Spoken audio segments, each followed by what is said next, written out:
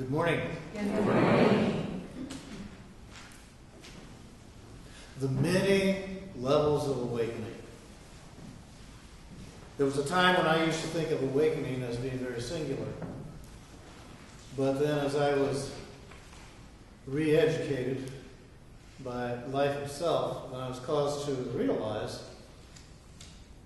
awakening is happening on a variety of levels, and it's affecting people differently as it occurs with them. Of course, awakening implies that we've been asleep.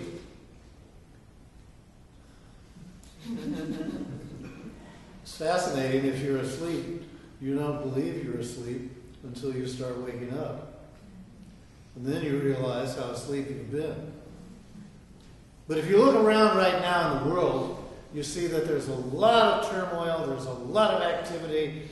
You might even could say that there's a lot of attention being drawn to certain things.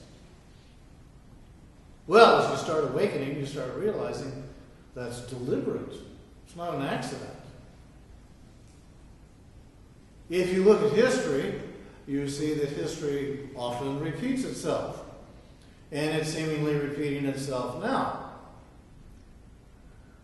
But it's doing so because there's an old order that's trying to recreate itself and call itself the New World Order.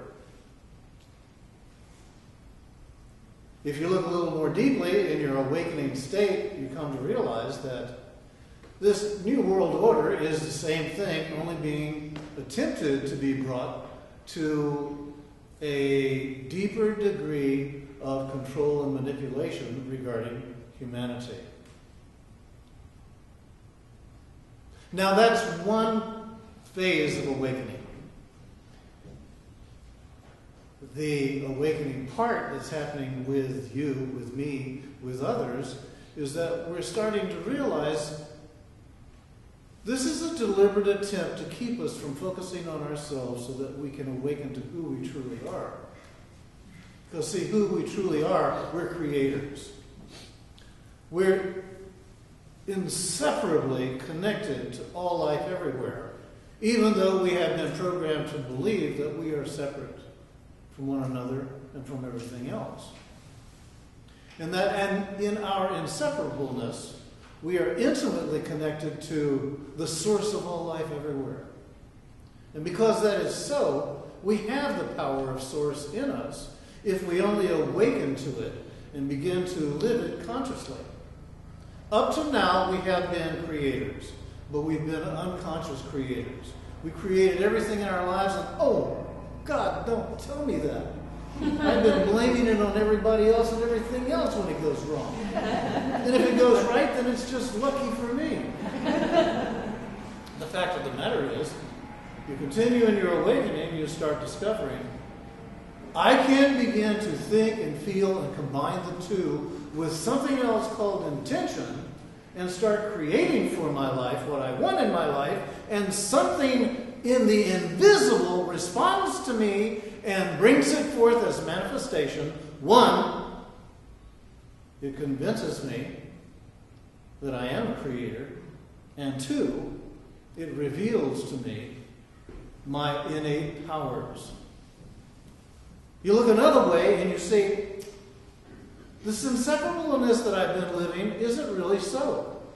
Because there is an interconnectivity of all life everywhere.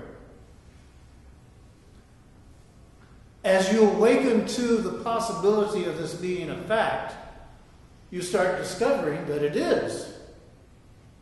And you start realizing that not only is it here on this planet, but it is everywhere. Even though mentally, we don't have the current developed awareness to fully embrace it.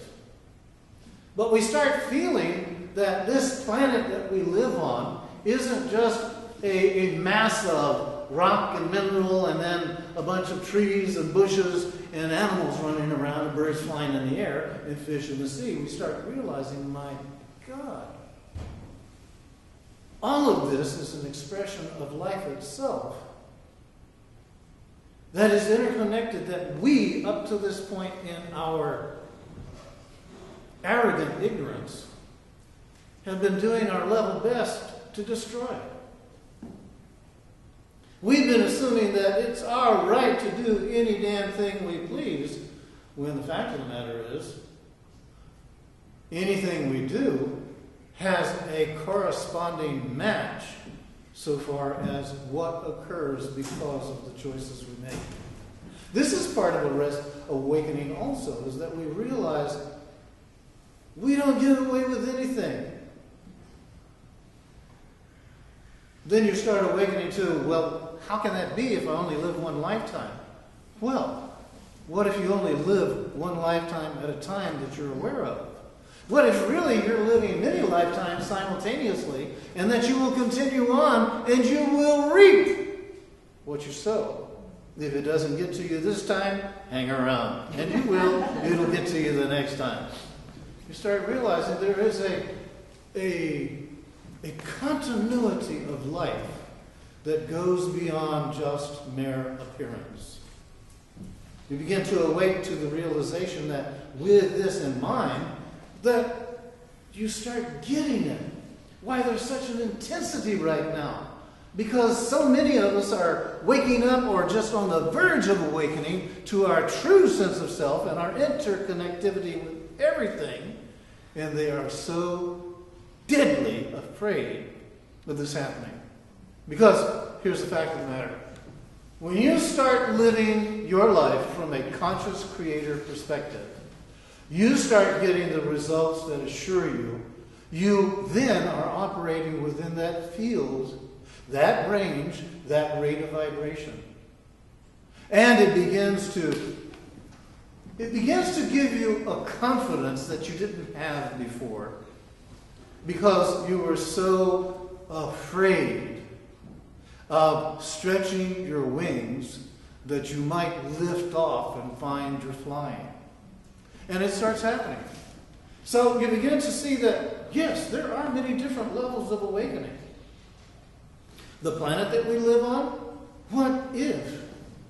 What if you awaken to the realization that she, too, is a living being who is engaged in the same experience of raising her rate of vibration and entering into what is being called right now a fifth dimensional reality?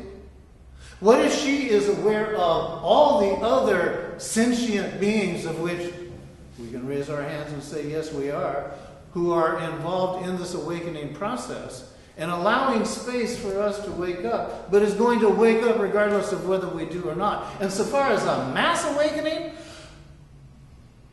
don't hold your breath. But that doesn't matter, you see. What matters is that you choose to awaken. That you begin to realize much of what you have believed is not true. And now is the time to let go of beliefs and start opening yourselves to present tense experience. So, this is encouragement for you to let go of your loyalty to the old order.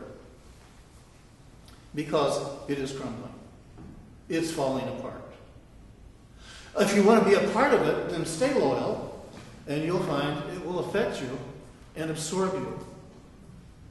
But if you want to be in a state of receptivity with awareness to a higher set of frequencies, then you'll notice that it is not going to affect you the same way. I know loyalty is a very important thing, but most importantly is to what you're giving it. So look at this and see that this is encouragement to you. It's encouragement to you to feel yourself choosing to inspire yourself, to go inward and make discoveries, and then to raise your rate of vibration and find in so doing you create a new world for yourself. Now imagine, if you will, that we are talking about an age that was spoken of that we're now entering into in our end, and that is the age of Aquarius, the age of enlightenment. It isn't as if something comes along and enlightens you, but rather that you choose in yourself to awaken to the fact of your own enlightenment. And I'm not saying this in an egoic way. I'm saying this in a self-discovery, that you realize, truly, if you open yourself, you're going to begin to make discoveries about your true nature. We're all moving into it. We're all right here, right now. By choice, by the way. None of us was drafted. We all volunteered for this. It's not our first time here, won't be our last time here. But it is the most important time because we're here right now. So if you will, allow yourself to recognize that I've only touched upon a really few of the many levels of awakening. But in my own estimation, very valuable levels of awakening, because they are the ones that will give you the opportunity of self-discovery that moves you out of the density and distortion that is trying to keep you from making these awakening discoveries. Thank you for your attention. Have a wonderful day.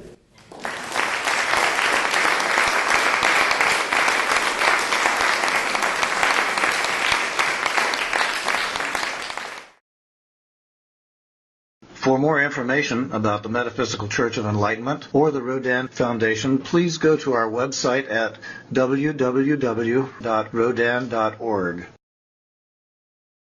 If you have been inspired by the revelations shared in these podcasts, please donate to the Rodin Foundation's ongoing efforts to help others help themselves at www.rodin.org/donate.